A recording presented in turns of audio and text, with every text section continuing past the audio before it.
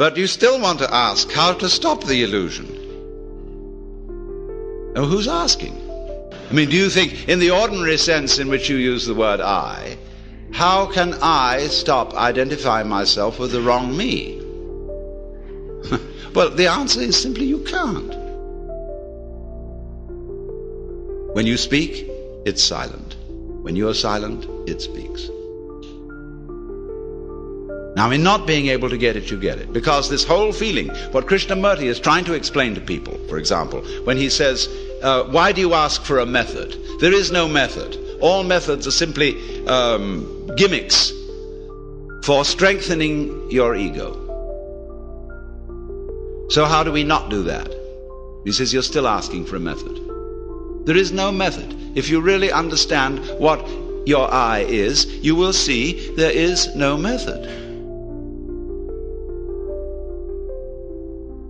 This is so sad. But it's not. This is the gospel, the good news.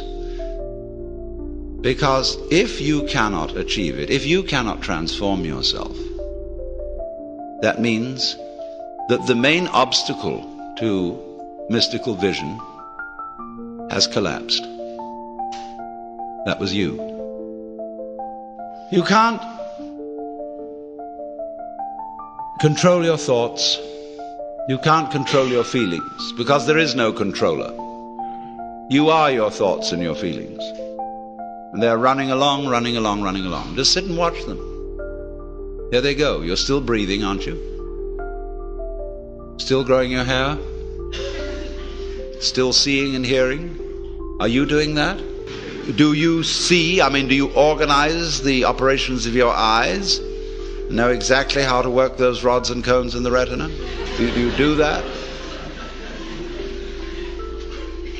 It's a happening. It happens. So you can feel all this happening. Your breathing is happening. Your thinking is happening. Your feeling is happening. Your hearing, your seeing. The clouds are happening across the sky. The sky is happening blue. The sun is happening shining. There it is. All this happening. And may I introduce you? This is yourself. This begins to be a vision of who you really are. And that's the way you function. You function by happening, that is to say, by spontaneous occurrence. And this is not a state of affairs that you should realize. I cannot possibly preach it to you, because the minute you start thinking, I should understand that, this is this stupid notion again of I should bring it about, when there is no you to bring it about. See, that's why I'm not preaching. You can only preach to egos. All I can do is to talk about what is. It amuses me to talk about what is because it's wonderful. But you see, you can't do that. You can't make that discovery because you're in your own way. So long as you think, I'm I. So long as that hallucination blocks it. And the hallucination disappears only in the realization of its own futility. When at last you see you can't do it. You cannot make yourself over. You cannot really control your own mind. See, when we try to control the mind, a lot of yoga teachers try to get you to control your own mind, mainly to prove to you that you can't do it. There's nothing, a fool who persists in his folly will become wise. So what they do is they speed up the folly. And so you get concentrating. And you can have a certain amount of superficial and initial success by a process commonly called self-hypnosis. And you can think you're making progress. And a good teacher will let you go along that way for a while until he really throws you with one. Why are you concentrating?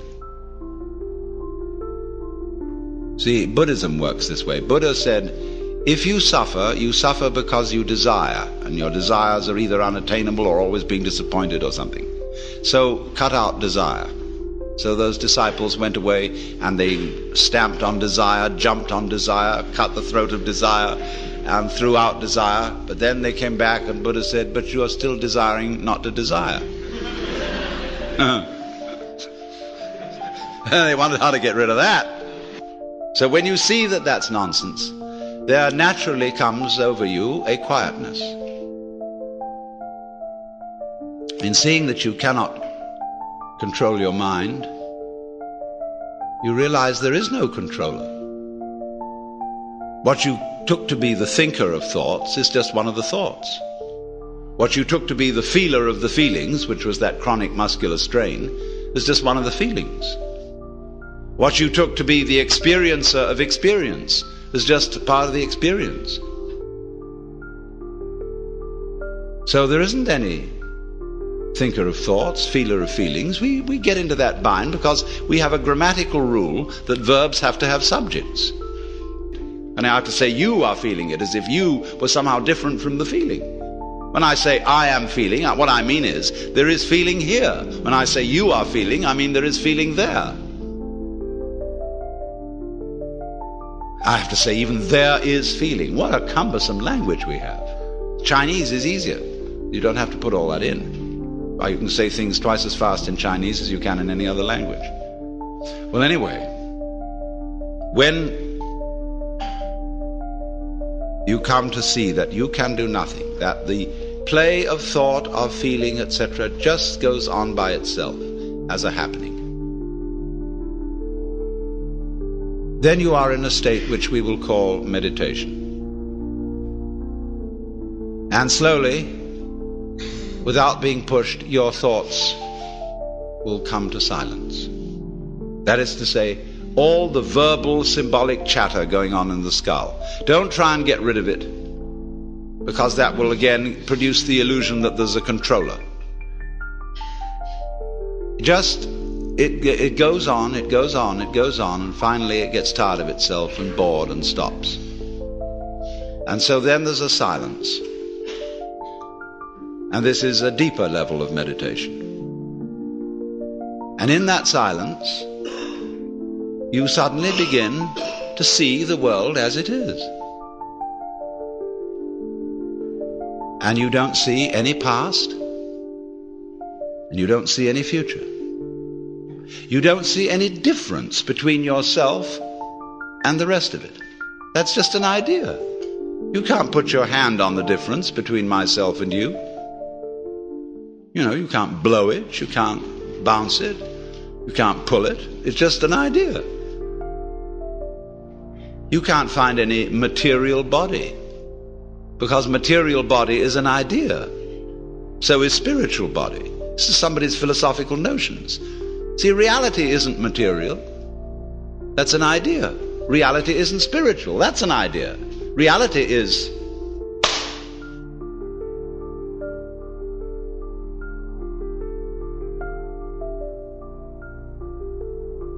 so we find, if I've got to put it back into words, that we live in an eternal now.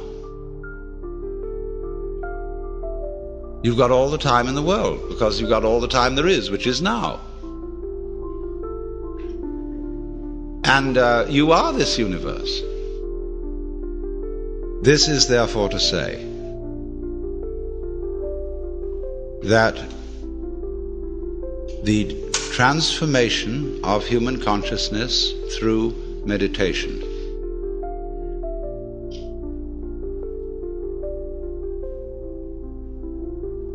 is frustrated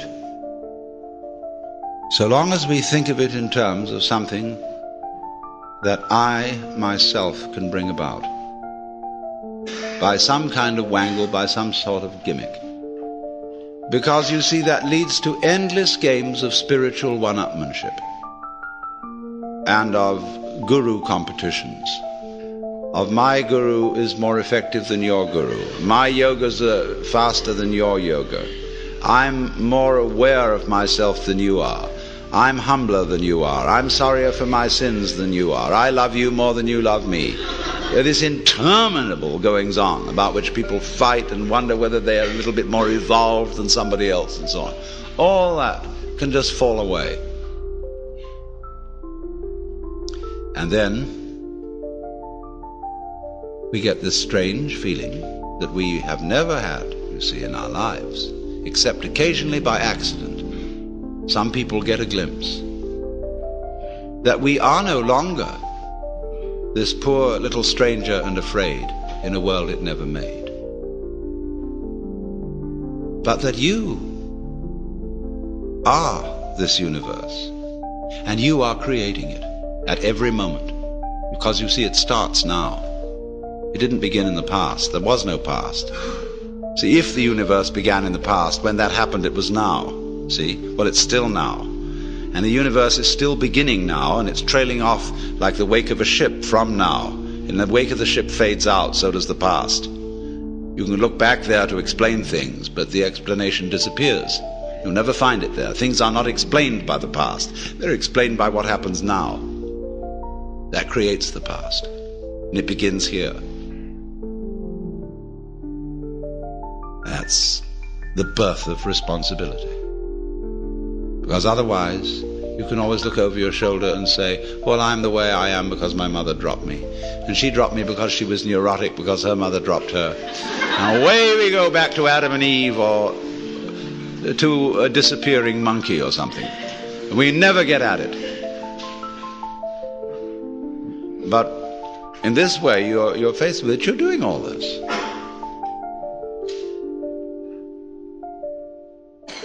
And that's an extraordinary shock. So, cheer up. You can't blame anyone else for the kind of world you're in.